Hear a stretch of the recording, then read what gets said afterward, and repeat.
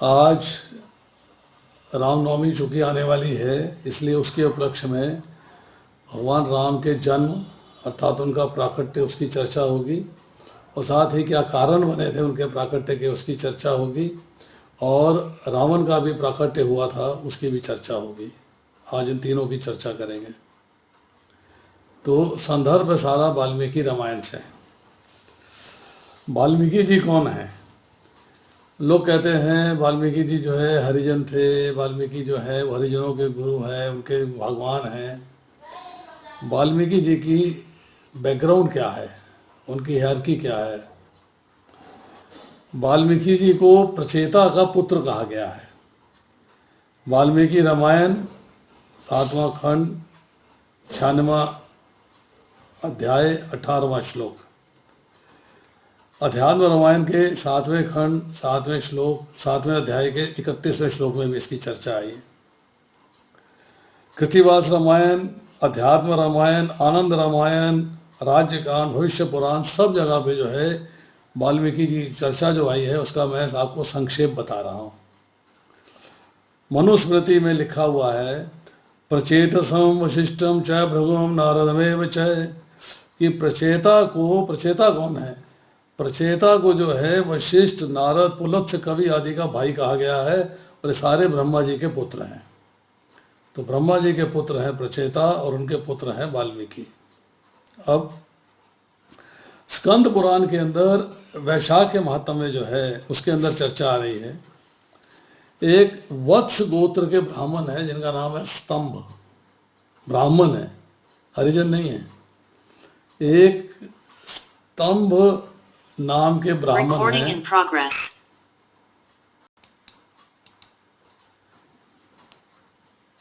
वत्स गोत्र के ब्राह्मण हैं। जब इनको अगले जन्म के अंदर व्याधों का संग हो गया, व्याध मतलब जो पक्षियों को एकत्रित करते हैं, पकड़ते हैं और बेचते हैं, व्याधों का संग हो गया, तो इन्होंने व्याध का कार्य करना शुरू कर दिया जो कि पापमय कार्य था। वहीं पर इनकी जो है संगति हो गई शंख ऋषि के साथ। तो शंख ऋषि ने इनको कहा कि तुम ये व्याधों का काम छोड़ो और राम नाम जपा करो। इन्होंने राम नाम जपा, परंतु पूरे तरीके से नहीं जप पाए। इसका इनको फायदा इतना मिला कि अगले जन्म में फिर ये ब्राह्मण के घर में जन्म हुए, नाम हुआ अग्नि शर्मा। इनको रत्नाकर भी कहते हैं, डाकू रत्नाकर भी कहते हैं, क्योंकि पिछले जन्मों में व्याधों का संग था, इसलिए इन्होंने व्याध कर्म फिर से करना शुरू कर दिया। जब व्याध कर्म करना शुरू कर दिया तो अब समस्या आई कि भाई आप इसका फल जो है भोगोगे या परिवार भोगेगा। ये प्रश्न जो है इनसे किया गया। ऋषियों ने इनसे प्रश्न किया कि तुम व्याध का कार्य कर रहे हो, इस व्याध के कार्य का जो पाप फल है ये तुम भोगोगे या तुम्हारे परिवार के लोग भोगेंगे? तो इन्होंने कहा मैं परिवार वालों से पूछ के बताता हूँ। तो परिवार वालों के पास गए, उनसे पूछा, तो परिवार वालों ने उत्तर दिया कि भाई पकड़ते तुम हो, मारते तुम हो, हमारा इसमें क्या दोष है? दोष तो सारा तुम्हारा है, तो इस पाप का फल तुम्हें भोगना पड़ेगा, हम क्यों भोगेंगे? वहाँ इनकी थोड़ी सी जो है मति पलट गई। फिर इनका सप्त ऋषियों के साथ संग हो गया। सप्त ऋषियों ने इनसे कहा कि तुम राम राम जपा करो। कहते मुझे राम राम जपा नहीं जाता। तो उन्होंने कहा अच्छा कोई बात नहीं, राम राम नहीं जप सकते हो तो तुम मरा मरा जपा करो, मरा मरा जपने से तुम्हारी गति हो जाएगी। तो इन्होंने जो है एक स्थान पर बैठ के सीरियस भाव से, सिंसियर होके मरा मरा जपना शुरू कर दिया। राम राम राम, ऑटोमेटिकली राम राम मुख से निकलना शुरू हो गया। अब इतनी लगन लग गई कि वहीं बैठे रहे बैठे रहे बैठे रहे, तो इनके शरीर पर दीमक ने अपना घर बना लिया।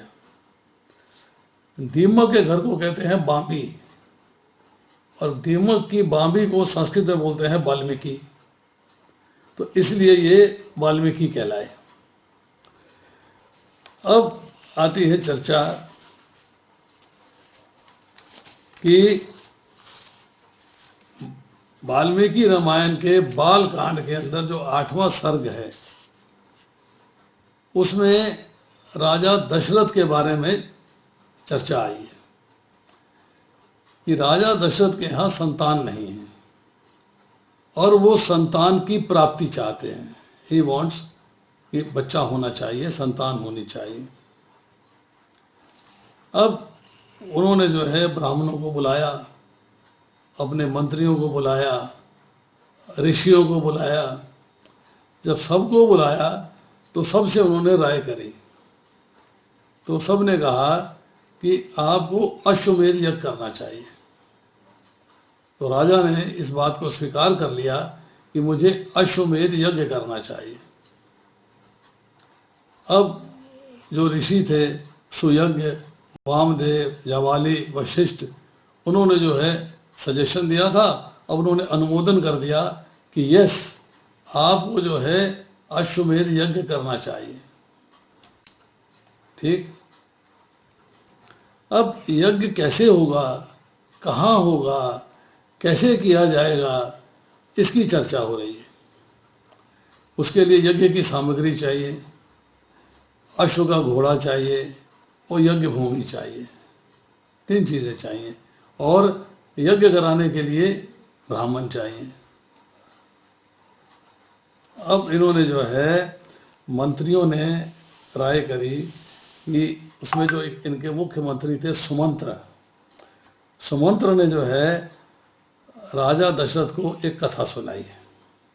क्या कहते हैं कि पूर्व काल में सन्नत कुमारों ने ये कथा जो है ऋषियों को सुनाई थी। यज्ञ कराया जाएगा तो किसी उचित ऋषि के द्वारा कराया जाएगा। और उचित ऋषि कौन है? उचित ऋषि है ऋष्यशृंग। तो ऋष्यशृंग के बारे में कथा कर रहे हैं कि ऋष्यशृंग कौन है। तो सुमंत्र जो है कथा करा रहे हैं कि महर्षि कश्यप के एक पुत्र हैं विमांडक। विमांडक के पुत्र हैं ऋष्यशृंग। बाल ब्रह्मचारी हैं, कभी स्त्री को नहीं देखा, किसी दूसरे अपने पिता के सिवाय किसी पुरुष को नहीं देखा। वन के अंदर अकेले रहकर जो है वो ध्यान लगाते हैं, यज्ञ करते हैं, पूजा पाठ, अर्पणा, तर्पण, वंदना, अर्चनम, सारे कार्य अपने पिता के साथ मिलकर करते हैं और उनके साथ कोई नहीं। उन्होंने कहा कि उन ब्रह्मचारी को आपको बुलाना पड़ेगा। और ब्रह्मचारी आएंगे कैसे? पहले ये समझिएगा कि उन ब्रह्मचारी की कथा क्या है। बोले कि एक आपके मित्र हैं अंग देश के राजा, उनका नाम है रोमापाद। रोमापाद के राज्य में, अंग देश में किसी समय कोई धर्म का उल्लंघन हो गया। जब धर्म का उल्लंघन हो गया तो अकाल पड़ गया, अनावृष्टि हो गई, समस्या आ गई कि यस, अब जो है किस तरीके से प्रजा को धान्य दिया जाए, उनको जो है खाने पीने की सामग्री दी जाए, उसका इंतजाम क्या किया जाए। बड़ी कठिनाई आ गई। तो उन्होंने जो है ब्राह्मणों को बुलाया, ऋषियों को बुलाया। तो ब्राह्मणों ने कहा कि आपसे कोई पाप का कार्य हुआ है जिसकी वजह से आपकी प्रजा जो है संक्रमित है, तकलीफ में है, आप भी कष्ट में हो, वो भी कष्ट में है। तो उस पाप के कार्य का प्रायश्चित करना पड़ेगा। You will have to perform certain पेनेसेस।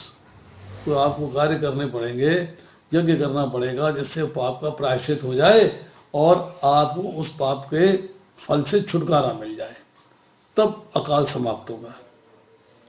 उन्होंने कहा कैसे होगा? बोले कि आप ऋष्यशृंग मुनि को बुलाइए। अब रोमापाद महाराज के पास समस्या आ गई कि ऋष्यशृंग मुनि को कैसे बुलाया जाए, हाउ टू कॉल हिम। अब जो ऋषि थे उन्होंने सजेस्ट किया कि उन्होंने न तो कभी स्त्री का मुख देखा है, न कभी पुरुष को देखा अपने पिता के सिवाय। तो अब ऐसा करिए कि किसी तरीके से आकर्षित करके उनको अपने देश में बुलाइए। जब आपके देश में आ जाएगा तो आप अपनी पुत्री शांता का विवाह ऋष्यशृंग से कर दीजिएगा, तब वो आपके दामाद बन जाएंगे, जामाता बन जाएंगे। अब दामाद से रिक्वेस्ट करोगे तो यज्ञ करा देंगे। तो बात जो है रोमापाद महाराज को समझ में आ गई। उन्होंने कहा ठीक है, इसकी तैयारी करी जाए। तो देश की सुंदर सुंदर नर्तकियां इकट्ठी करी गई, नाव सजाई गई, तरह तरह के सुभाषित पेय, तरह तरह के पकवान, तरह तरह के फल, तरह तरह की चीज़ें उसमें भरी गई और उनसे बोला कि तुमको जाकर ऋषि श्रृंग को हमारे देश में लेके आना है।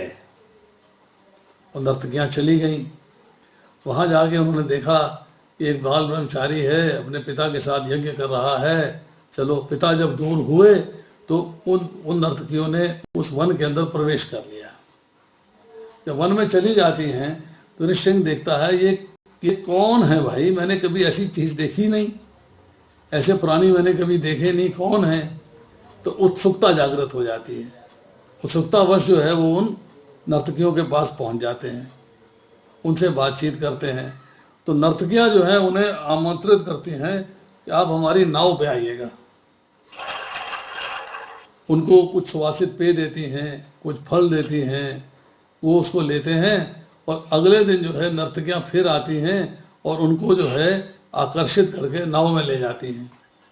वहाँ पर फिर सुवासित पेय मिलते हैं, वहाँ पर फिर तरह तरह के फल मिलते हैं, तरह तरह के भोज्य पदार्थ मिलते हैं और बेसिकली उन नर्तकियों ने ऋषि श्रृंग मुनि को किडनैप कर लिया।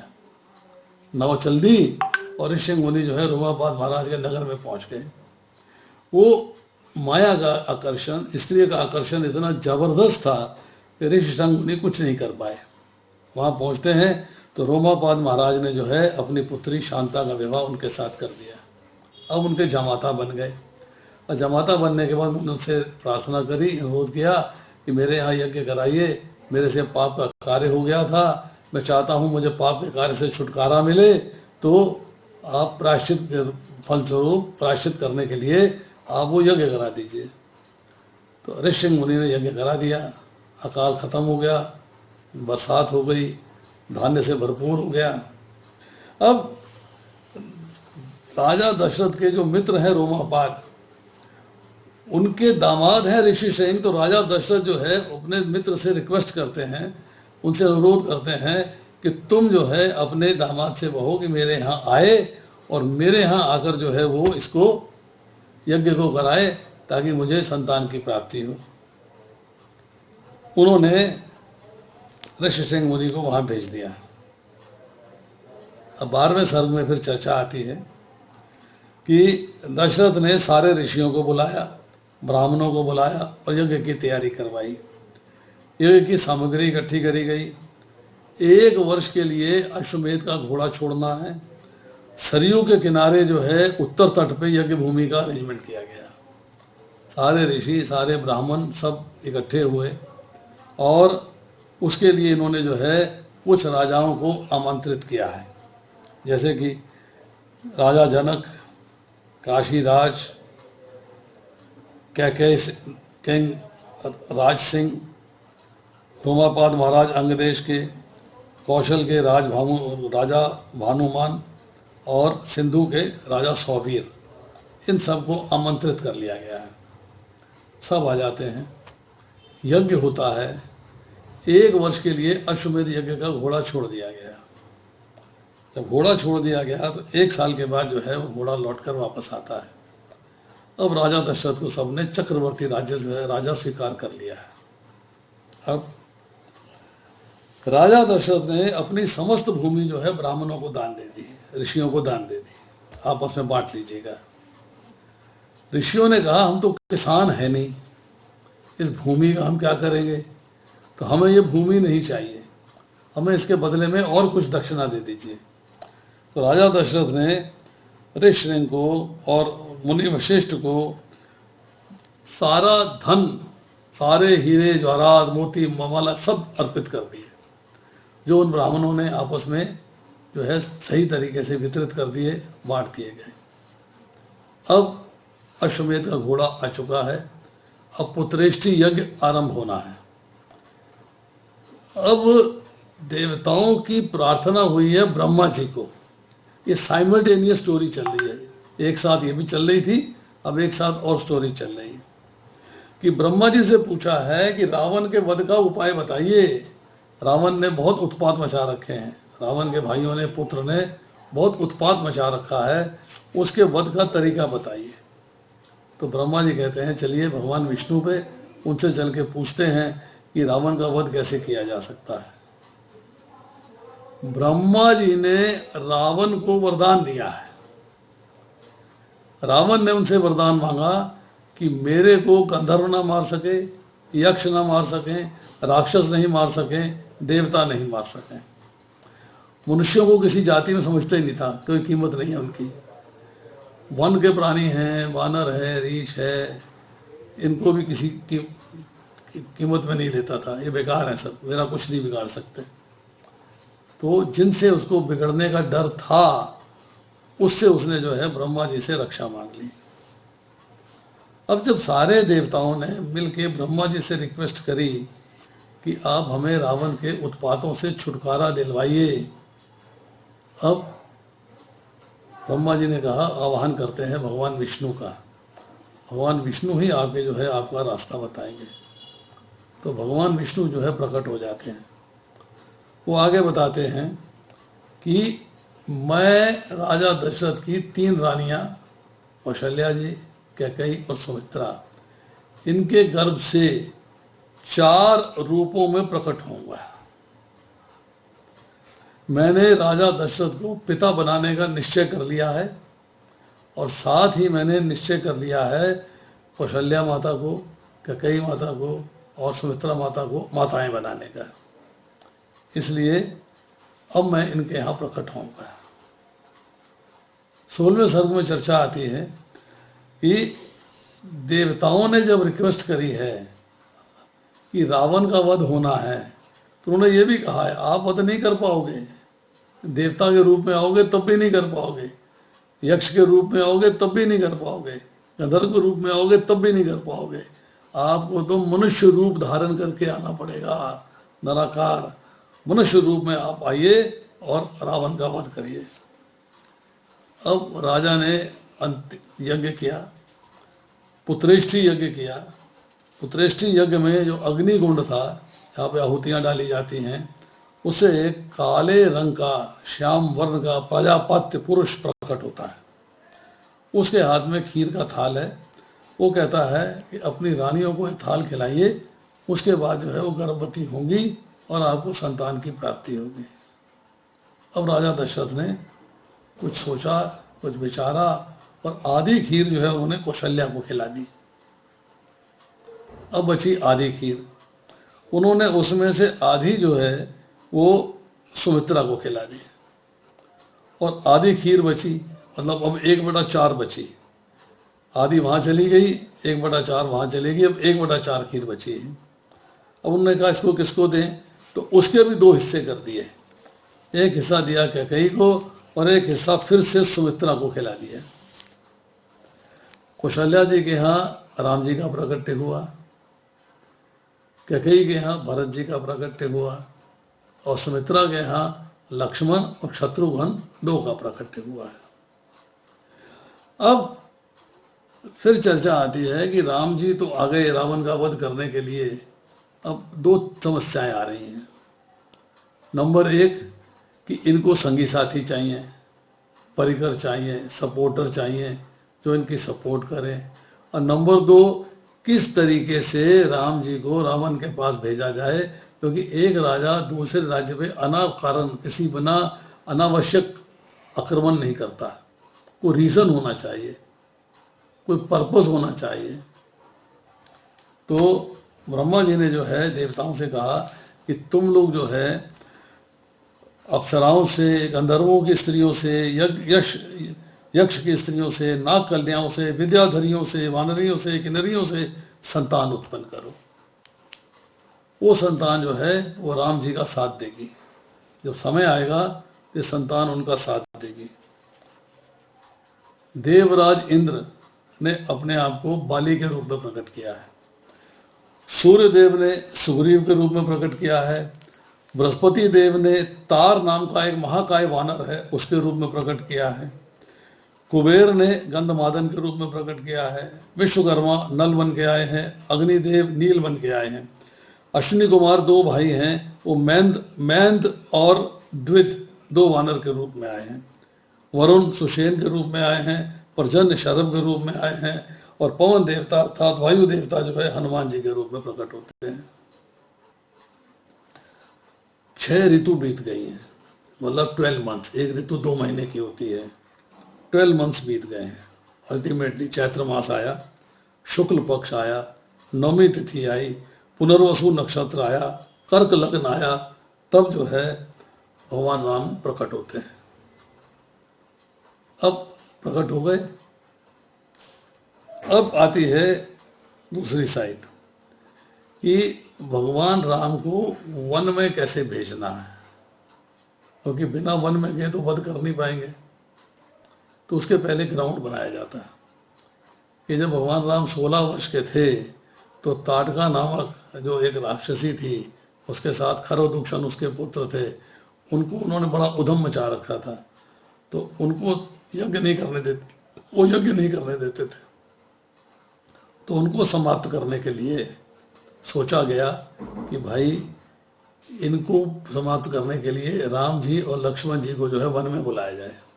कैसे आएंगे वन में, तो अपने राज्य में हैं। तो विश्वामित्र जी जो है एक जिम्मेदारी उठाते हैं। विश्वामित्र जो है कुशिक वंशी हैं और गाधी मुनि के पुत्र हैं। वो लेके आते हैं राम जी को और लक्ष्मण जी को राजा दशरथ से मांग के कि हमें जो यज्ञ के अंदर विघ्न पड़ रहा है, उस विघ्न को दूर करने के लिए आप राम और लक्ष्मण को भेजिए। अरे बड़े सुकुमार बालक हैं, कैसे जाएंगे, कैसे करेंगे, फिर मैं इनके बिना रह नहीं सकता हूँ। राजा दशरथ अपनी प्लीड कर रहे हैं। और विश्वामित्र जी ने कहा नहीं देना तो आपको पड़ेगा। अब राजा दशरथ को डर हो गया, नहीं दूंगा तो श्राप मिलेगा, और दे देता हूँ तो वियोग सहना पड़ेगा। अल्टीमेटली डिसीजन लिया कि दे देता हूँ। उन्होंने जो है दोनों बालक दे दिए। उन्होंने जो है मारीच और सुबाहु जो कि सुंदर उपसन के पुत्र थे, उनका वध किया। खरदूषण को वहाँ से भगा दिया, ताड़का का वध किया। अब सवाल ये है कि ताड़का के वध करने के बाद क्या होगा। उन्होंने कहा बाद होने के लिए है कि देवताओं की प्लानिंग है, ये देवता प्लान कर रहे हैं कि राम जी का विवाह सीता जी से करवा दिया जाए और फिर राम जी को वनवास दिया जाए, और वनवास में जाने के बाद सीता का हरण हो जाए, रावण करके ले जाए, और फिर राम जी रावण पे आक्रमण करेंगे। उसके बिना तो हो नहीं पाएगा। ये पूरी स्कीम जनरेट की गई। अब विश्वामित्र जी जो हैं वो उनको लेके जाते हैं राजा जनक के यहाँ। सीता जी से स्वयंवर में राम जी की विजय होती है, धनुष तोड़ा जाता है, और सीता स्वयंवर में सीता जी का विवाह राम जी के साथ हो जाता है। अब वो लौट के आ गए हैं। अब राम जी का राज्याभिषेक होना है। राजा दशरथ ने प्लान कर लिया है, अगर राजा बन जाएंगे तो दूसरे राज्य पे आक्रमण कैसे करेंगे, how will he do it, why should he do it. फिर प्लान बनता है कि कैकेयी के देवासुर संग्राम के अंदर राजा दशरथ की हेल्प करी थी। देवासुर संग्राम में उन्होंने राजा दशरथ की हेल्प करी थी कि यस, आपको जो है हमने रथ का पहिया जब निकल गया था, रथ का पहिया निकलने के बाद रथ की धुरी के अंदर रानी कैकेयी ने अपनी उंगली फंसा दी थी और रथ चलता रहा। तो राजा दशरथ ने उनसे कहा कि वरदान मांगो। उन्होंने कहा मेरे को वरदान दीजिए, जब मैं जरूरत पड़ेगी तब, अभी मुझे आपसे वरदान नहीं चाहिए। कहते तुमने 2 वर मांगने हैं मेरे से, 2 वर का उनको वरदान दे दिया। अब देवताओं को इस बात का पता है, वो उस वरदान को भुनाना चाहते हैं, कैश करना चाहते हैं। कैश कैसे किया कि रानी कैकेयी की एक दासी है मंथरा, जो कि उनके साथ मायके से आई है, उसकी जुबान के ऊपर सरस्वती देवी को रिक्वेस्ट किया गया कि आप विघ्नेश्वरी देवी को भेजिए, उनकी जुबान पे बैठ के वो कैकेयी को भड़काए भरमाए और 2 वरदान मांगे, जैसे कि राज्य जी को जो है राम जी को वनवास हो जाए और भरत को राज्य मिल जाए। तो मंथरा ने रोज रानी कैकेयी के कान भरने हैं रोज उनसे कहना है, अरे सौत का बेटा तो शत्रु होता है। भरत जो है वो तो राजा रामचंद्र जी का सौतेला भाई है, तो राम जी जो है भरत से क्रूरतापूर्ण व्यवहार करेंगे, तुम कौशल्या की दासी बनोगी और भरत जो है वो दास बनेगा। क्या तुम चाहोगी ऐसा? रोज भड़काती थी। अल्टीमेटली कैकेयी ने फैसला किया कि भाई मुझे इसकी बात मान जानी चाहिए। अब तक तो मैं राजा रामचंद्र से बहुत प्रेम करती थी, मेरा पुत्र बहुत प्रिय मित्र पुत्र है मेरा, और मैं चाहती थी कि उसका राज्याभिषेक हो, परंतु अब नहीं। तब इंसिडेंटली भरत को मामा के यहाँ भेज दिया जाता है। पीछे से अकेले होते हैं राम जी और लक्ष्मण जी और सीता जी, कैकेयी, कौशल्या, सुमित्रा और राजा दशरथ। अब कैकेयी जो है शोक भवन में चली जाती है। कोप भवन में जाने के बाद राजा दशरथ जब पूछते हैं तो उनसे क्रोधित होकर कहती है, आपने मुझे वरदान दिया था, पूरा करने का समय आ गया है, कैसे पूरा करोगे? बोले बताओ, वरदान तो वरदान है, तुम्हें प्रॉमिस किया है, आई कीप माई प्रॉमिस। कहती राजा रामचंद्र को राज्य न देके 14 वर्ष का वनवास दीजिए और मेरे पुत्र भरत को आप 14 वर्ष के लिए राज्य दीजिए। दशरथ इसे स्वीकार नहीं कर पाते, बहुत टेंशन में आ जाते हैं। अल्टीमेटली स्वीकार तो करना ही था क्योंकि कमिटमेंट करी हुई है, वरदान दिया हुआ है। तो उन्होंने जो है रामचंद्र जी को 14 वर्ष के लिए भेज दिया वनवास और भरत को दे दिया राज्य। अब रामचंद्र जी जब वनवास जाने के लिए तैयार हो रहे हैं तो लक्ष्मण जी कहते हैं मैं साथ में चलूँगा, सीता जी कहती मैं साथ में चलूँगी। तो तीनों लोग जो है वनवास में चले गए और बाकी लोग वहाँ रहे। इसमें राजा भरत आते हैं, पता लगते हैं कि राम जी का वनवास हो गया है, माता ने ऐसा वरदान मांग लिया था, तो माता को बुरा भला कहते हैं, क्रोध भी करते हैं और अल्टीमेटली चाहते हैं कि राजा रामचंद्र जी वापस आ जाएं। मैं राज्य नहीं करूँगा, ये मेरी कमिटमेंट है कि मैं राज्य नहीं करूँगा। राम जी को लेने के लिए वन में जाते हैं, सुमंत्र जाते हैं, सब लोग जाते हैं। लक्ष्मण जी थोड़ा सा क्रोधित हो जाते हैं कि देखो सेना लेके आया है हमको मारने के लिए, हमको युद्ध में हरा के हमें समाप्त करने के लिए। रामचंद्र जी समझाते हैं, भरत जी आते हैं, गले मिलते हैं, चरण पकड़ते हैं, क्षमा मांगते हैं और जाती बार कहते हैं कि आपकी चरण पादुका राज्य करेगी, मैं राज्य नहीं करूँगा। और भरत जी अयोध्या से 25 किलोमीटर दूर है आज की तारीख में, वहाँ पर नंदीग्राम में ज़मीन के अंदर गढ़ा करके वहाँ पर बैठे तपस्या किया करते थे और राज्य जो है यहाँ पर खड़ाऊ करती थी और राज्य की रादर महल की सारी जिम्मेदारी शत्रुघ्न जी को दे दी थी। शत्रुघ्न जी की पत्नी है श्रुतकीर्ति। एक दिन कौशल्या माता पूछती है उससे कि तू रात भर घूमती रहती है, शत्रुघ्न कहाँ है? हैं, तुम दोनों इकट्ठे नहीं रहते हो, शत्रुघ्न कहाँ है? कहती वो तो मेरे पास आते नहीं, वो तो बाहर कहीं होंगे। तो बाहर देखती है कि राज्य के दरवाजे के ऊपर वो जो है एक जगह डाल के वहाँ पर धरती पर सो रहे हैं शत्रुघ्न। कौशल्या माता, सुमित्रा माता, कैकेयी माता पर डिपेंड करती है, भरत जी ने बहुत बुरा भला कहा है। उनके पास जाती हैं, उनसे पूछती हैं, कहती जिसका एक भाई घड़े में सो रहा हो, 2 भाई वन में सो रहे हो, मैं राज्य में कैसे सो सकता हूँ? मैं नहीं सो सकता। मेरा जो कार्य है द्वार पर है, मैं द्वार पर ही रहूँगा।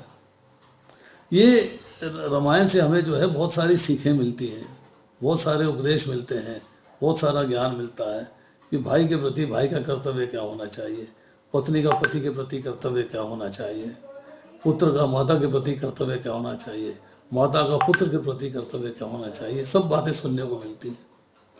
राजा दशरथ का देहांत हो चुका है, राम जी की चरण पादुका आ गई है और 11.5 साल रामचंद्र जी जो है चित्रकूट में रहते हैं। जब चित्रकूट में जा रहे हैं तो क्या देखते हैं, रास्ते में नदी पार करनी, गंगा नदी पार करनी है।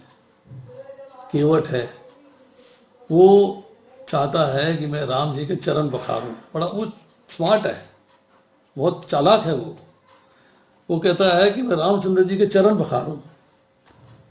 रामचंद्र जी कहते हैं क्यों? कहता है नहीं, मुझे अपने चरण पखारने दीजिए।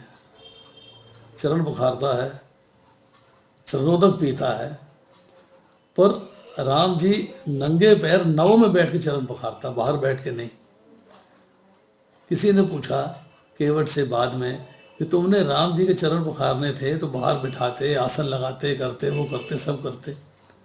कहता है नहीं, मैंने उनको जो है नाव में इसलिए बिठाया है कि जो उनके चरणोदक है वो नाव की लकड़ी जो है ना पी जाएगी, उसमें समा जाएगी, और जब भी वो मेरी नाव गंगा जी में चलेगी, गंगा जी का जल लकड़ी के ऊपर आएगा तो सारा का सारा जल जो है चरणोदक बन जाएगा और मैं उसको पीता रहूँगा, सारी जीवन पीता रहूँगा मैं। केवट के साथ राम जी का एक डील हो जाता है, होता नहीं है, वो रिक्वेस्ट करता है उनसे। राम जी कहते हैं उसको कुछ देने के लिए कि तुमने नदी पार कराई है, मैं तुम्हें कुछ देना चाहता हूँ। क्या देना चाहते हो? वो तुमने मुझे नदी पार कराई, उतराई दी है, गंगा पार कराई है, नदी पार कराई है, मैं तुम्हें कुछ देना चाहता हूँ। तो केवट कहता है आपका मेरा धंधा तो एक ही है, धंधा एक ही है, मैं नदी पार कराता हूँ, भवसागर पार कराते हो, मुझे भवसागर से पार करा दीजिए, बस यही मैं चाहता हूँ। ये भाव है उस समय के, उस जमाने के ये भाव हैं। अब राम जी जो है पहुंच जाते हैं, 11.5 साल चित्रकूट में रहते हैं। चित्रकूट में एक लक्ष्मण पहाड़ी है, लक्ष्मण जी 14 बरस सोए नहीं, 11.5 बरस उन्होंने लक्ष्मण पहाड़ी के ऊपर बैठ के दिन रात निगरानी करी है कि कोई दुश्मन, कोई ऐसा सिंह, कोई वानर, कोई भालू ऐसा नहीं है जो राम जी को कष्ट पहुंचाए। अब उसके बाद राम जी चले गए हैं पंचवटी, दंडकारण्य में घूमते हुए पंचवटी जा पहुंचे। पंचवटी में जाके जो है उनका सामना होता है शूर्पणखा से। अब शूर्पणखा और रावण की थोड़ी सी कथा कर लेते हैं, इनकी क्या स्टोरी है।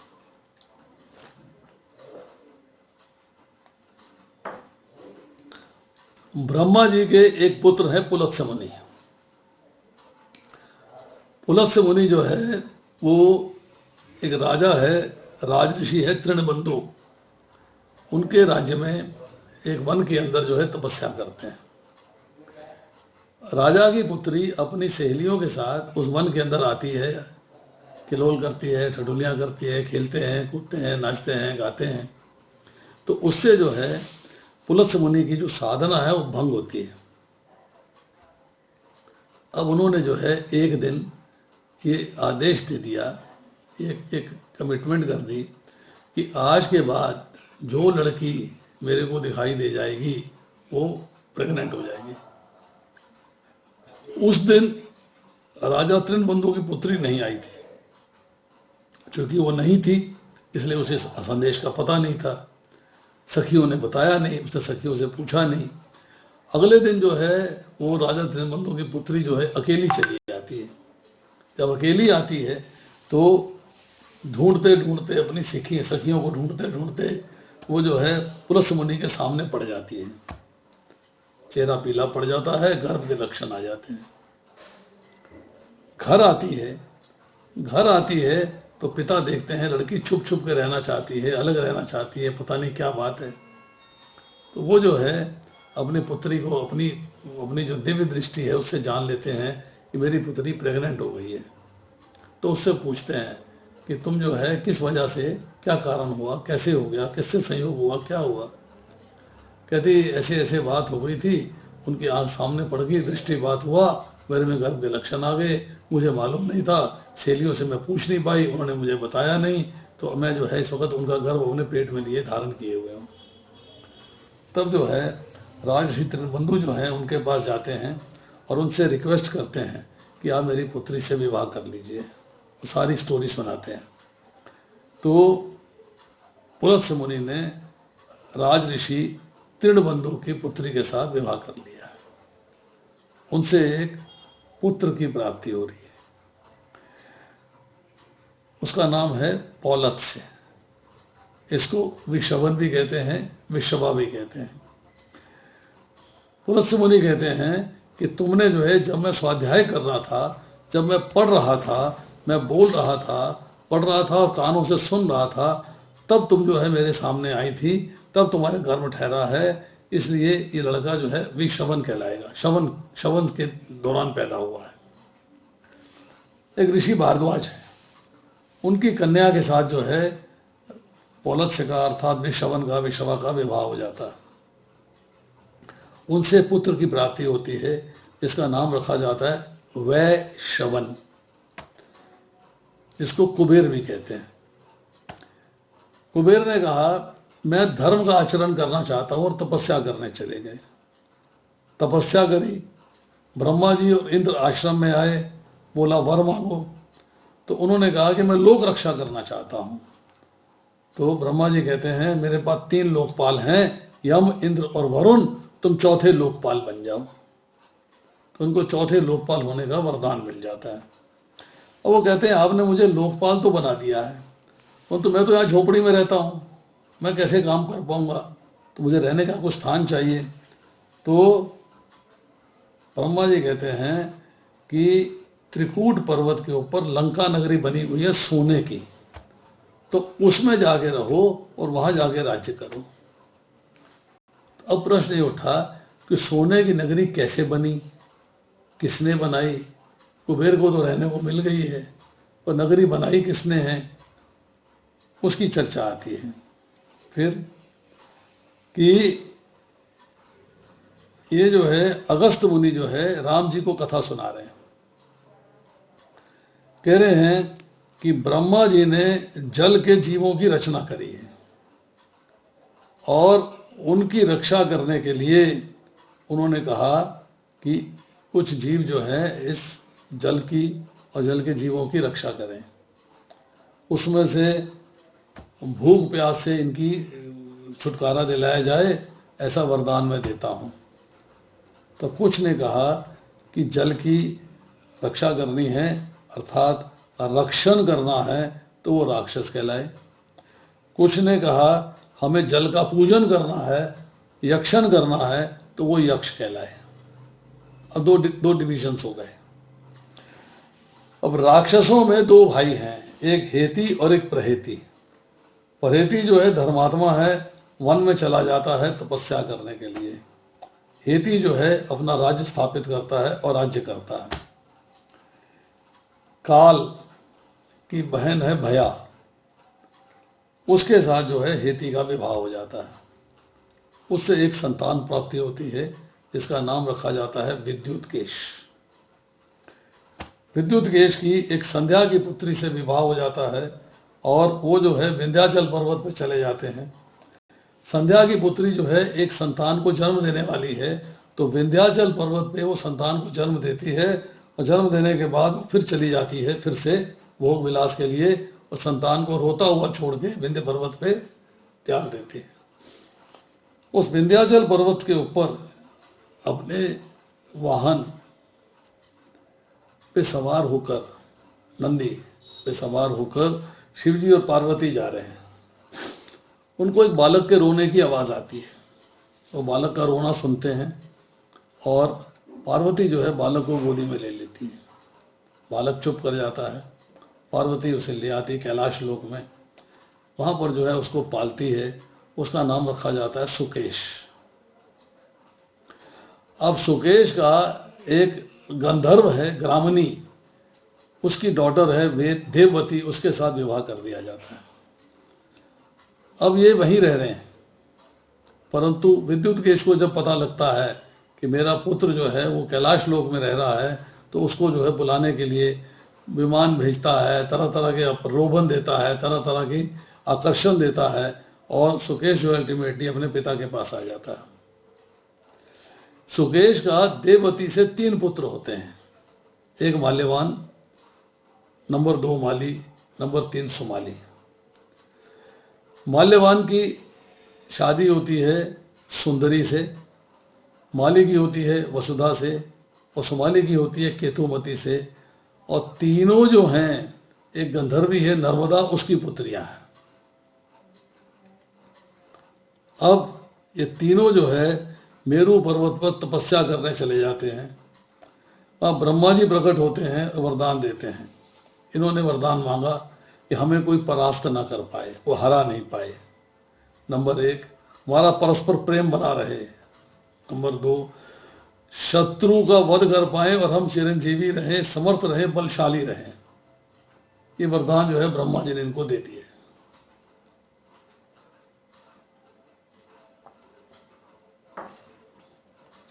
अब जब सब कुछ मिल गया तो जब गए विश्वकर्मा के पास, कहते हमारे लिए जो आप एक महल बनाइए। तो विश्वकर्मा ने सजेस्ट किया, मैं त्रिकुट पर्वत पर तुम्हारे लिए लंका नाम की एक नगरी बसा देता हूं। लंका नाम की नगरी बसा दी गई। अब तीनों को जो है घमंड हो गया है, यज्ञ का विनाश करते हैं, साधुओं को कष्ट देते हैं। और सारे ऋषि उन्हीं मिलके ब्रह्मा जी के पास जाते हैं। ब्रह्मा जी लेके शिव जी के पास जाते हैं। शिव जी कहते हैं भाई ये तो सुकेश के संतान है आगे, और सुकेश मेरा पालित पुत्र है, मैं उसकी संतान का वध नहीं करूँगा, आप विष्णु जी पे जाइए। तो वो जो है भगवान विष्णु पे आते हैं।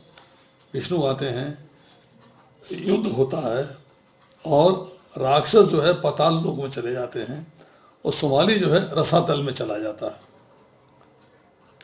कुछ समय बीतने के बाद सुमाली वापस आता है। जब सुमाली वापस आता है तो अब उसके पास ये है कि मैं जो लंका नगरी है उसको कैसे प्राप्त करूं। तो स्कीम बनाता है। उसकी पुत्री है कैक्सी। कैक्सी से कहता है कि अगर तुम जो है विश्वा मुनि के साथ संयोग करके संतान प्राप्त करो तो वो संतान जो है वो कुबेर का भाई हो जाएगी। तो बाद में जो है बंटवारे में हम जो है उनसे लंका नगरी ले सकते हैं और बाद में झड़ पकड़ के जो भी किया जा सकता है। कैक्सी मान जाती है। संध्या के समय विश्वा मुनि के पास पहुंचती है। विश्वा मुनि से जाके पैर के अंगूठे से धरती को रेतती है और संध्या समय कर रहे होते हैं, संध्या का पूजा पाठ चल रहा होता है। उनसे कहती है कि मैं आपसे संतान चाहिए। विश्वा मुनि कहते हैं अगर कोई स्त्री किसी पुरुष के पास आती संतान प्राप्ति के लिए तो पुरुष को उसे मना नहीं करना चाहिए। मैं तैयार हूँ, परंतु याद रखना तुम्हारी संतान होगी क्रूर, क्रोध वाली, घमंड वाली, उपद्रव करने वाली। तो 3 संतान प्राप्त कराते हैं, रावण, कुंभकर्ण और शूर्पणखा। अब वो लड़की जो है कैक्सी परेशान होकर रोने लगती है और रिक्वेस्ट करती है कि ऐसा न करिएगा, मुझे कोई भगवान की भक्त भी संतान दीजिए। तो उसे कहते हैं ठीक है, तुम एक संतान और प्राप्त होगी जिसका नाम होगा विभीषण, वो भगवान का भक्त होगा। अब जब बड़े हो जाते हैं, इनमें भी घमंड आ गया है, तो रावण जो है वो गोकर्ण आश्रम चला जाता है तपस्या करने के लिए 10,000 साल तक। हर 1,000 साल के बाद उसके 10 मस्तक हैं, एक मस्तक काट के अग्नि में अर्पित कर देता है। जो 9 मस्तक अग्नि में अर्पित कर चुका होता है और 10वां काटने के लिए तैयार है तो ब्रह्मा जी आते हैं, कहते हैं वर मांगो। तो सबने मना किया, वर मत दीजिएगा। ब्रह्मा जी ने कहा ठीक है, जो वर मांगोगे मिलेगा। उसने वर मांगा। अब भाई कुंभकर्ण था, उसके लिए भी वर मांगा जा रहा है। सबने मना किया, कुंभकर्ण को वर मत देना, बड़ा खतरनाक है। बोले नहीं। तो उन्होंने जो है सरस्वती देवी को बुलाया और बोला कुंभकर्ण की जिह्वा पर बैठ जाओ। अब कुंभकर्ण ने बोल मांगा, मैं बहुत साल तक सोता रहूं, I should sleep for long period of time. ये जो रावण है इसका वध होना है।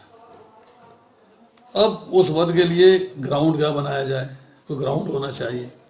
तो ग्राउंड है कि जब सीता स्वयंवर हो रहा था तो रावण वहां पहुंचा था, सीता जी को देखा था कि बहुत ही सुंदर स्त्री है, परंतु आकाशवाणी हुई, उसको वापस आना पड़ा। तो मन के अंदर ये बात थी। दूसरा, शूर्पणखा जो है उसको जो है भड़काया गया और वो भड़का के जो है राम जी के पास आती है कहने के लिए कि मुझे जो अपनी पत्नी के रूप में स्वीकार कर लो। राम जी स्वीकार नहीं करते, लक्ष्मण की ओर इशारा कर देते हैं।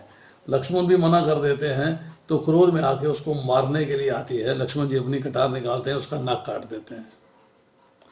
रोते हुए जब रावण के महल में पहुंचती है तो रावण कहता है कोई बात नहीं, इसका बदला मैं समय आने पर लूँगा। वो बदला लेने के लिए रावण जो है सीता जी का हरण कर लेता है। अब सीता जी जो है रावण के यहाँ पहुँच गई हैं, परंतु रावण ब्राह्मण था, विद्वान था, शास्त्रों में पारंगत था। वो एक कमिटमेंट करता है कि जब तक सीता जी स्वयं नहीं चाहेंगी वो सीता जी के साथ कोई कार्य नहीं करेगा। अब राम जी ढूंढते ढूंढते ढूंढते ढूंढते ढूंढते ढूंढते पहुंचते हैं कि किसी तरीके से मुझे सीता जी का पता मिल जाए। एक जोड़ा वनवासियों का, मतलब राम जी और लक्ष्मण जी वन में घूम रहे हैं तो हनुमान जी उन्हें जो है कर ढूंढ लेते हैं, मिल जाते हैं उनको। तब उनसे पूछते हैं तो हनुमान जी को बताते हैं कि राजा दशरथ का पुत्र हूँ, अपनी पत्नी के साथ वनवास में था, माता कैकेयी ने मुझे वनवास दिया था, अब मेरी पत्नी जो है वो यहाँ से गायब हो गई है, उसको कोई उठा के ले गया है। तो उसके बाद सारी स्टोरी चलती है। हनुमान जी जो है वो कहते हैं ठीक है, मैं आपको वानरराज सुग्रीव से मिलाता हूँ। ऋषिमुख पर्वत पर सुग्रीव रह रहे हैं। वहाँ पर उनका भाई बाली जो है उसने सुग्रीव की पत्नी का हरण किया हुआ है। बाली के साथ मिलवाया जाता है। अब जो रावण ने छूट मांग ली थी कि मुझे वानर, मुझे रीछ, मुझे भालू, इनसे कोई खतरा नहीं है, इनसे मुझे बचने का कोई उपाय नहीं चाहिए, वरदान नहीं चाहिए, वही जो है राम जी के साथी बनते हैं। अब राम जी देखते हैं कि भाई सुग्रीव की पत्नी का हरण किया जा चुका है, तो मैं किस तरीके से सुग्रीव को उसकी पत्नी दिलवा सकूं। वाली को एक वरदान है, उसके सामने जो भी आगे युद्ध करेगा उसकी आदि शक्ति वाली में चली जाएगी। तो सुग्रीव पावरफुल होते हुए भी जब उसके पास जाता है तो उसकी आदि शक्ति जो है वाली में चली जाती है। राम जी कहते हैं कोई बात नहीं, आई विल मैनेज, मैं करूँगा। पहचान के लिए सुग्रीव के गले में हाथ डाल दिया जाता है और राम जी छुप के बाण मारते हैं। छुप के क्यों बाण मारा, उसका कारण है कि वाली को जो वरदान दिया है ब्रह्मा जी ने, अगर भगवान जो है वो तो संपूर्ण है, वो तो कभी आधे होते नहीं। ओम पूर्णमदः पूर्णमिदं पूर्णात् पूर्णमुदच्यते पूर्णस्य पूर्णमादाय पूर्णमेवावशिष्यते। भगवान कभी अपूर्ण नहीं होते, सारी सृष्टियाँ उनसे निकल जाती हैं तब भी पूर्ण ही रहते हैं। तो वाली की शक्ति तो आधी हो नहीं सकती थी, पर अगर राम जी सामने आते हैं तो ब्रह्मा जी का वरदान छूटा पड़ जाता है, वो शक्ति आधी होगी नहीं। तो भगवान जो है गौ ब्राह्मण हिताय चाहे, गौ ब्राह्मणों की हित की चिंता करते हैं, रक्षा करते हैं। तो ब्रह्मा जी का वरदान न छूटा पड़ जाए, इसलिए भगवान राम ने छुप कर जो है वाली को तीर मारा है। अब उसके बाद जब पता लग जाता है कि सीता जी का जो है अपहरण रावण ने किया है, वो लंका नगरी समुद्र के पार है, वहाँ तक जाना है। अब जाएंगे कैसे भाई, आप किसी राज्य दूसरे राज्य में जाके उसको अटैक करना चाहते हो, मारना चाहते हो, और वो शिव जी का भक्त है, वो शिव जी उसके जो है पालित पुत्र सुकेश के ये संतान है आगे, तो शिव जी ने उसको वरदान दे रखे हैं, ब्रह्मा जी ने वरदान दे रखे हैं, तो क्या किया जाए। तो भगवान कहते हैं ठीक है, मैं तुम्हें मारने आ रहा हूँ, और शिव जी को सैंक्शन करा के उनको बता के, तो वो जो है रामेश्वर में शिवलिंग की स्थापना करते हैं, वहाँ पर उनकी पूजा करते हैं, अर्चना करते हैं, ये बताने के लिए कि मैं तुम्हारे पालित पुत्र के संतान को मारने जा रहा हूँ, तुम्हें इसके लिए नाराज नहीं होना है, क्योंकि उसने उत्पाद मचा रखे हैं। एक तरीके से राम जी ने वहाँ पर शिव जी से सैंक्शन ले लिया, उनको इंटीमेट कर दिया, उनको इन्फॉर्म कर दिया, और रावण का वध हो जाता है। रावण के वध से पहले ही राज्य सुग्रीव को दिया जा चुका है, सुग्रीव का राज्याभिषेक हो चुका है। लक्ष्मण पूछते हैं राम जी से कि आपने सुग्रीव को रावण का राज्य जो था लंका का सुग्रीव को दे दिया है, अगर 1% रावण क्षमा मांग लेता है और सीता जी को लौटा देता है, तब लंका तो दी जा चुकी है, तो आप क्या करोगे। तो राम जी कहते हैं लंका ही तो दी है ना, अयोध्या तो नहीं दी। अगर रावण क्षमा मांग लेगा, सीता जी को लौटा देगा, तो मैं अयोध्या का राज्य जो है रावण को दे दूंगा। भगवान राम जो है कितने सहृदय हैं, कितने अपने भक्तों की चिंता करते हैं। एक बार जब विभीषण ने राज्य प्राप्त कर लिया है, सॉरी अगर पीछे मैंने सुग्रीव बोला हो तो उसको विभीषण लेके चलिएगा। विभीषण ने राज्य प्राप्त कर लिया है और वो इधर रामचंद्र जी तब तक अयोध्या के राज्य में जाके विराजमान हो चुके हैं, परंतु समुद्र के इस पार आके विभीषण से किसी कारणवश अपनी सेना से थोड़ा दूर हो जाता है और एक ब्राह्मण का वध हो जाता है उसके हाथ से। गांव का नाम है विप्रघोष। गांव वाले जो है उसको पकड़ लेते हैं और उसको पकड़ने के बाद कहते हैं तुम्हारा इलाज है मृत्युदंड। तो विभीषण जो है राम जी को याद करता है, राम जी प्रकट होते हैं, सारी कथा सुनते हैं, हालांकि उन्हें सब पता है फिर भी कथा सुनते हैं। कथा सुनने के बाद कहते हैं कि मेरा मित्र है विभीषण, इसको मैंने एक कल्प तक राज्य करने का वरदान दे रखा है, मेरा वरदान छूटा नहीं जा सकता। अब आप ऐसा करिए कि इसको तो क्षमा दान करिए, और जो कि मित्र कोई गलती करता है तो उसका सजा जो है मित्र को भुगतने के लिए तैयार रहना चाहिए। तो उसका दोष मैं अपने ऊपर लेता हूँ, वह ब्रह्म हत्या का अपराधी मैं हूँ, अब मुझे मृत्युदंड दे सकते हो। ये राम जी की अपनी मित्रता के प्रति पराकाष्ठा है। तो अभी रामनवमी आने वाली है, उस रामनवमी के उपलक्ष्य में सब लोगों को मंदिर में आना चाहिए, अभिषेक करना चाहिए, पूजा होनी चाहिए, सेलिब्रेशन होना चाहिए और बढ़िया सा सुस्वादु प्रसादम होना चाहिए।